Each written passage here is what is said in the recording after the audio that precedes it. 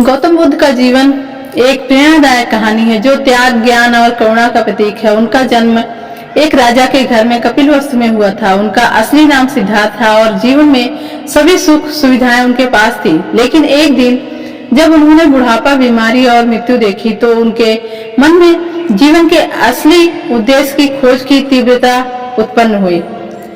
सिद्धार्थ ने 29 वर्ष की उम्र में राजमहल, परिवार और सभी भौतिक सुखों का त्याग कर तपस्वी जीवन का मार्ग अपनाया।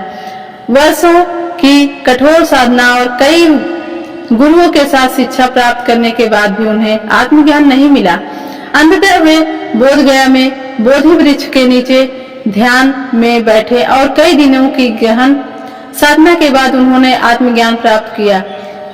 यहीं से वे गौतम बुद्ध कहलाए और संसार को अपने ज्ञान का उपदेश देने का संकल्प लिया। गौतम बुद्ध ने आर्य सत्य और अष्टांगिक मार्ग की शिक्षा दी, जिसमें मानव जीवन की समस्याओं का समाधान बताया गया। उनका संदेश अहिंसा, करुणा और प्रेम पर आधारित था।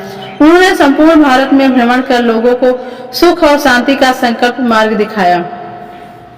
उनके अनुयायी धीरे धीरे बढ़ते गए और उनकी शिक्षाएं दुनिया भर में फैल गईं। गौतम बुद्ध की सफलता उनकी प्रेरणा और ज्ञान में थी, जो किसी भौतिक उपलब्धि से नहीं बल्कि आंतरिक शांति और दूसरों की भलाई के लिए समर्पण से प्राप्त हुई थी। उनकी शिक्षाएं आज भी लोगों के जीवन को दिशा देती है और सच्ची सफलता का अर्थ समझाती है। नमो बुद्धाय।